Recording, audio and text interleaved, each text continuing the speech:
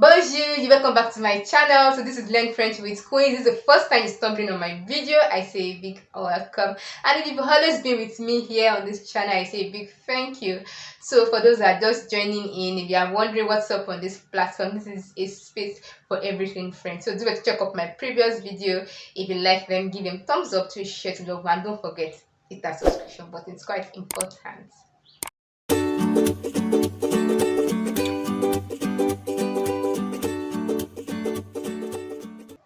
So in today's video, we'll be looking at an aspect of the grammar, which is adverb. So we'll be looking at what is an adverb, we'll be looking at the various categories of adverbs, and we'll be looking at the context at which we can make do of them in our daily communication in French language. Okay, so what's an adverb? An adverb gives an extra information about a verb, an adjective, or even another adverb. Okay, so adverb typically expresses manner, time, frequency, degree, level of certainty, and and the rest of them. So this is an aspect of the grammar that we cannot do without in our daily communication. Of course, you will want to tell where you are going to, you will want to tell somebody the time at which an event is going to take place, you want to tell us how often someone perform an action and the rest of that. Okay, so French adverb are invariable. What do I mean by that? That is, they do not change their spelling and they don't agree in number or in gender with anything. Wow, at least we can do without the gender now. Okay, so we don't need to look for what's the masculine or the feminine adverb of this word for me to be able to make two of them. So this time around, for adverbs, it remains like that. It is invariable. It does not change the spelling in French language. So now that we know the definition of an adverb, that it gives us an extra information about a verb, an adjective, or an adverb. Now let's look at the various categories of adverb that we have. The first category we'll be looking at for today's video is l'adverbe de manière. So as the name implies, an adverb of manner. This adverb definitely tells us the manner at which an event took place. Ok, so l'adverbe de manière, c'est un mot invariable qui indique comment se déroule l'action. Ok, so it's telling us how an action took place. Un adverbe, il permet de répondre à la question comment ou de quelle manière. So it's an adverb that it gives response to how an action took place or what manner that action took place. Okay, so now let's look at those words that fall under the adverb of manner in French language. We have heureusement, malheureusement, lentement, vraiment, bien, fort, vite, ainsi de suite. We have so many of them.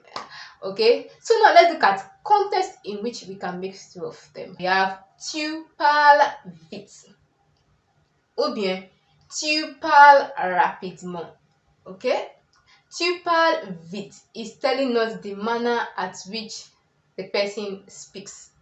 That is, he speaks very fast. So let's look at another one. We have nous sommes rentrés ensemble à la maison. Nous sommes rentrés ensemble à la maison. Okay, so now it's telling us the manner at which we all entered into the house at the same time.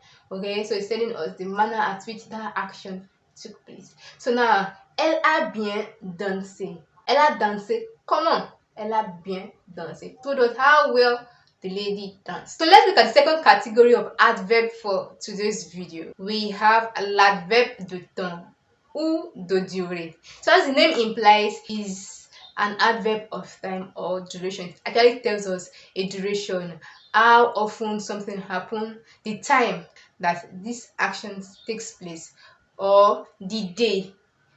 Okay, so now let's look at some of those adverbs that fall under this category. We have tôt, we have tard, we have aujourd'hui, we have hier, we have demain, toujours, devant, ensemble, maintenant, longtemps, ainsi de suite.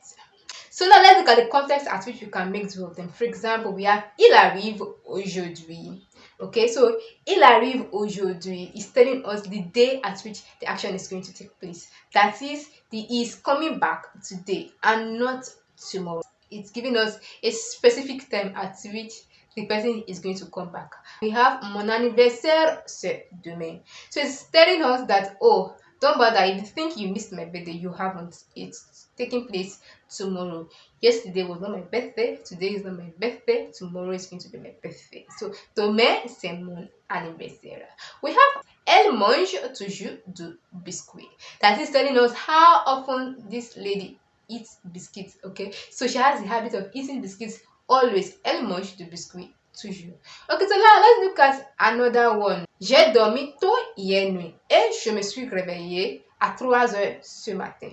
Okay, so it's telling us how early the person slept. So the person slept early, so the person woke up as early as 3 a.m. in the morning just because the person slept early yesterday. So it's telling us the time at which the person slept, and so why the person woke up so early. Okay, so now let's look at the next category of adverb that we have. We have l'adverbe de comparaison. So as the name implies, it is an adverb of comparison. It's either to compare between a person, a thing, or an animal. Okay, so l'adverbe de comparaison met en évidence des ressemblances ou des différences entre des choses, des personnes ou des animaux. Okay, so now we have degrees of adverb of comparison. So le degré de l'adverbe de comparaison sont le comparatif et le superlatif. So pour le comparatif exprime le supériorité, l'égalité et l'infériorité. And for our superlative indique le plus haut ou bien le plus bas degré de comparaison. Okay, so is that telling us how high or how low the resemblance or the difference can be. Okay, so for our comparative, we have inferiorité, égalité et supériorité. Okay, so now let's look at context at which we can make do of them. Let's start with our comparative adverb. So for our comparative adverb, we are looking at the first category, which is comparaison d'égalité. Okay, so now let's look at which adverb fall under this category. We have aussi, ainsi, autant, and the rest of that. So for our comparaison d'infériorité, we have moins, presque, peu près, ainsi de suite. For our comparaison de supériorité, we have plus, mieux, davantage, ainsi de suite. We have so many of them like that. Okay, so now for our superlative, the verb de superlative, it is formed with our article, l'article défini, that is our definite article, which is le, la, les, plus our comparative adverb. Our comparative adverb de supériorité ou d'infériorité. So we have le plus ou bien le moins, and we have de at the back. Okay, so now let's look at the context at which we can make do of them so that we don't get confused.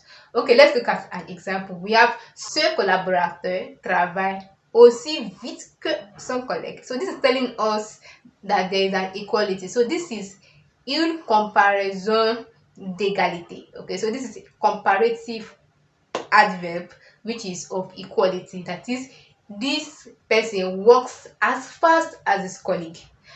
So if it's going to be supériorité, superior form of it, we have ce collaborateur travaille plus vite que son collègue. That is, this person works faster than his colleague. And if it's going to be the inferior form of it, we are going to have ce collaborateur travaille moins vite que son colleague. That is, this person works less faster than his colleague. For the superlative of this is going to be ce collaborateur travaille le plus vite de toute équipe, ou bien ce collaborateur travaille le moins vite de toute équipe. So that is, ce collaborateur travaille le plus vite de toute équipe. That is more faster, okay? Le plus vite. More faster than the whole team. We have le plus vite, le moins vite. That is, it works lesser, less faster, more faster, less faster. Okay? less faster than the entire team itself. So now that is how to differentiate from our comparative adverb and our superlative adverb. So let's look at another example. We have l'écriture de Jacques est aussi belle que celle de Jean. So it's telling us that James' writing is as beautiful as that of John. Okay, so this is equality. Let's look at another example. Le cahier de Marie est moins propre que celui de Lucie. That is, Mary's book is not as neat. That is, Lucy's book is more neat. Okay, it's neater than Mary's book. And we have Carole écrit plus vite que Monique.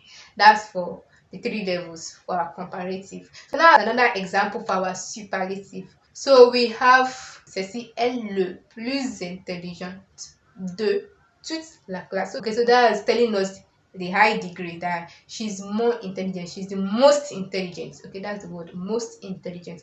Alain est le moins bavard de toute la classe. So don't forget, le moins then bavard de toute la classe. So that's that about our adverb de comparison.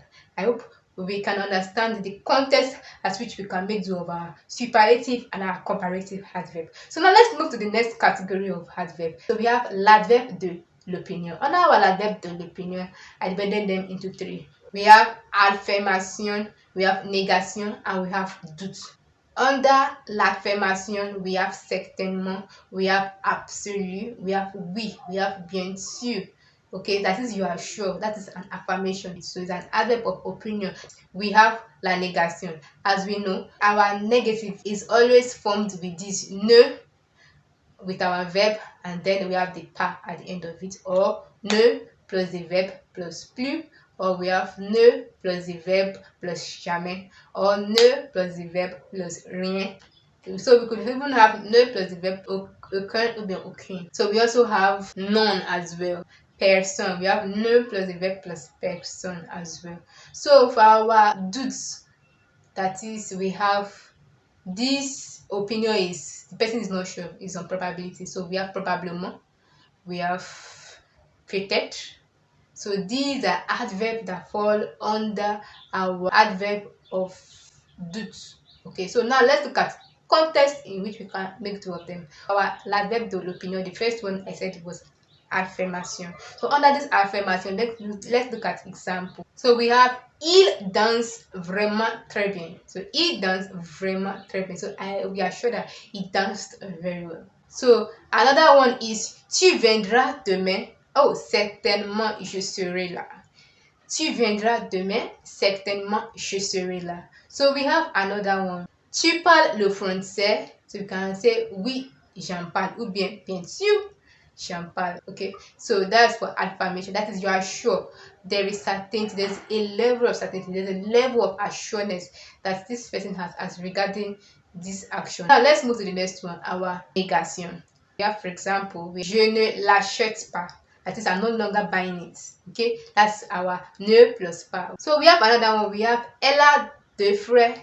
You can say non, elle en a 3. Okay, elle a 2 frères. No, elle en a 3. She does not even have 2 brothers. She has 3 of them. So that's a way at which we can make use of our adverb de négation. So we have to suggest opinion. That is when we want to suggest our opinion about something. Okay, it's telling us that it is negating what the person is saying. We have another one. We have je n'ai jamais faim, ou bien elle n'a jamais faim. She's never hungry, or I am never hungry. Okay, we have il ne voyait rien. You're not seeing anything. Okay, so we have the no pas, which is not, I am not. We have the ne plus jamais, the no, our verb, and jamais, which is never. We have the no plus rien, which is nothing. Okay, like je ne parle rien, I'm not saying anything. Je ne parle jamais, I have never spoken. Okay, je ne parle pas, I am not talking. Okay, so now let's note the difference. Personne ne parle pas. Okay, nobody is talking. So let's note the usage of each of our negation is quite important. So now let's look at that of doutes. We have peut-être, probablement, apparemment, ainsi de suite. So now let's look at which we can use out. Okay, so we have il viendra peut-être. Il viendra peut-être. That il may come. That is, you're not sure. Il may come. Okay, il viendra peut-être. Il may come. Probablement ou bien sans doute, vous êtes déjà au courant. Okay, so probably is aware. Ou bien sans doute, vous êtes déjà au courant. Probably is aware. So two of them means the same thing. Est-ce que Luc est intéressé par ce projet? Oui, probablement. Yes, probably is interested in the project. Okay, so these are varieties of ways that we can make use of our adverb de l'opinion. Okay, so now let's move to the next category of adverb. We have l'adverbe de l'interrogation, as the name implies, interrogative adverb, that is adverb to ask questions. The question why, where, when, how. For example, we have où vas-tu? Where are you going? So that's the question where. Quand est-ce que tu vas venir? When are you coming? So that's the question when. So we have combien se coûtent ces chaussures? How much does these shoes cost? So we have the question où, where, how, and when. So we have the next one. We have l'adverbe de quantité. So this adverb gives an information about the quantity of something, donne une information sur la quantité. Examples of this adverb are trop, beaucoup, peu, assez, plus, so ainsi de suite. So now let's look at context at which we can use this adverb. Il a trop mangé. He ate too much. Okay, so it's telling us the level at which this person has eaten. He has eaten too much. Okay, c'est très facile. It's very easy. It's telling us how easy the thing is. It is very easy. So it can either qualify our adjective, our noun, or even an adverb, just as the definition of adverb. So now is qualifying this adverb. Très facile. The adjective facile. Okay, c'est très facile. It's very easy. Let's look at another one. J'ai beaucoup de temps libre. I have so much free time or leisure time. Okay, so it's telling us how free I am. That la voiture roule très bien. The car moves very well. So it's telling us how well the car moves. So these are contexts in which we can make do of our l'adverbe de quantité. The next category of adverb we have is l'adverbe de lieu, our adverb of place. So as we know, place is definitely telling us where. Okay, so now our adverb of place tells us where this action took place. Okay, we have verbs under this category to be ici, là-bas, avant, derrière, devant, à côté, sur. So we have them like that. Okay, so now let's look at context at which we can make do of them. Je travaille ici. I work here. It's telling us where, the location at which I work, which is I work here. Tu habites loin. You live far away. Okay, it's telling us how far, the location where the person lives. The person lives far away. We have le jardin est derrière la maison. It's telling us where, the location at which we can find the garden. The garden is at the back of the house. Les déchets sont dispersés partout. The dirt are everywhere. Okay, so it's telling us where, the location, it is everywhere. So let's move to the next category, which is our final category for today's video. We have our adverb de fréquent. So as the name implies, frequency, this is our adverb of frequency. This tells us how frequent an action takes place. So let's look at those adverbs that fall under this category. So toujours, parfois, souvent, quelquefois, de temps en temps, and the rest of them. So now let's look at context at which we can use make do of our adverb of frequency. So we have je vais toujours chez mes parents le dimanche. So I go to my parents' house every Sunday. So it's telling us how often. Je vais toujours. Okay, so it's telling us that he goes always to his parents' house every Sunday. Je vais souvent au restaurant. I go often to the restaurant. Unlike the first one that tells us that I go always, okay, to my parents' house every Sunday. This is telling us that this person goes always. This time around, telling us je vais souvent au restaurant. I go often. So it's not always, it is often. Je ne fais jamais de sport. I've never done sports. That's telling us the frequency at which this person has involved his or herself in certain activities. He's saying that this person is saying, I have never done sport. I've never involved myself with sporting activities. Je lis rarement un livre. So I hardly read or I rarely read a text. Je vais parfois au cinéma. So I sometimes go to the cinema. So these are the various categories of adverbs we have. Okay, so we have l'adverbe de manière, l'adverbe de quantité, l'adverbe de fréquence, l'adverbe de lieu, l'adverbe de temps, l'adverbe d'interrogation, l'adverbe d'opinion. Okay, so we have them that. So these are the various categories of adverbs that we have, the context at which we can use them in our daily activities. And now we know what an adverb is. Okay, and we know that they don't need to agree in number or in gender, and they are invariable. They don't change their spelling. This is where we're going to take a pause for today's video. So let me know at the comment section if you have any question to ask as regarding our adverb, what an adverb is, the various categories of adverb that we have, and the context at which we can make two of them. I would love to hear from you at the comment section. If you find this video useful, do well to give it a thumbs up, do share to loved one, and don't forget to subscribe. See you soon. Again though.